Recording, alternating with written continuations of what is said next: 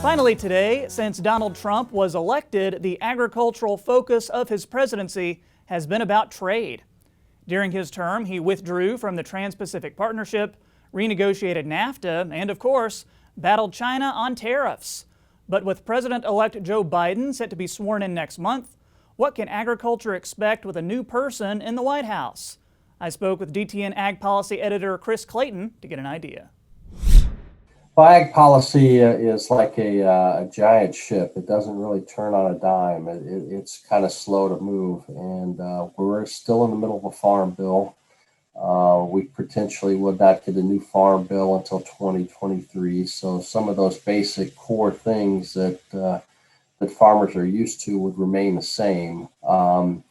I think the big focus and the big change is going to be on conservation programs and renewable energy programs, things that focus on climate change, because that is already, we're beginning to see from some of the things in the transition team that President-elect Biden has put together, a group of people who are focused and oriented on agriculture and climate change.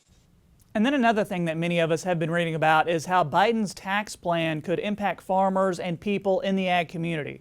Could you speak on that a little bit for us? Yeah, his tax plan, particularly focusing on anybody making more than $400,000 of adjusted gross income, would increase taxes on that. It would increase taxes on capital gains. Of course, the big issue here, though, is can he actually get this passed?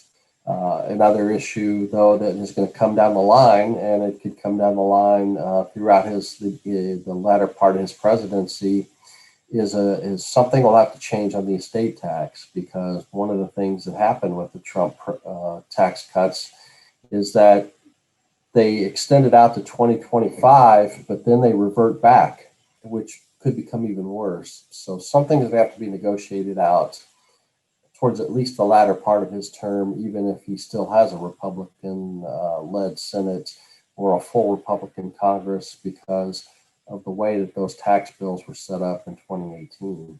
And next up, a new president means a new Secretary of Agriculture. So tell us, who are some of the names we could see pop up in the running to replace Sonny Perdue?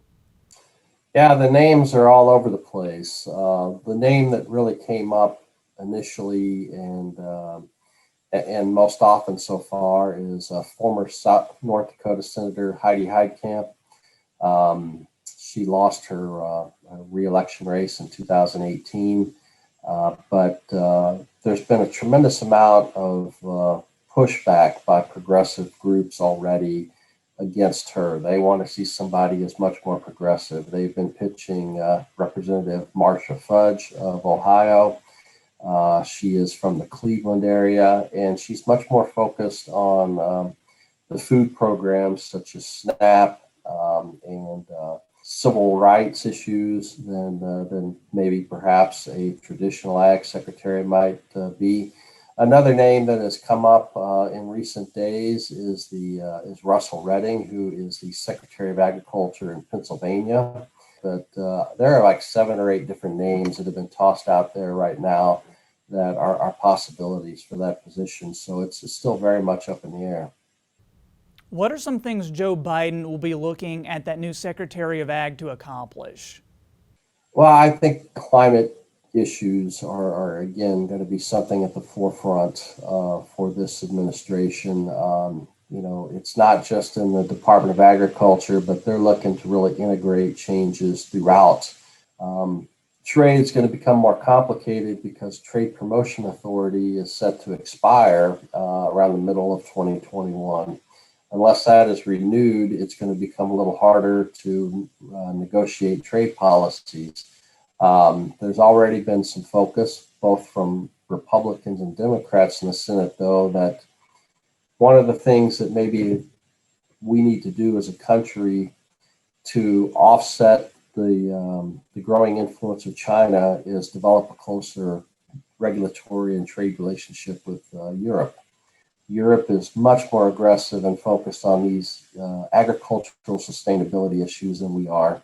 And if we're going to get a trade policy going with Europe that's going to be effective for agriculture, that's going to be one of the most difficult things to do, is marry up our agricultural policy with theirs.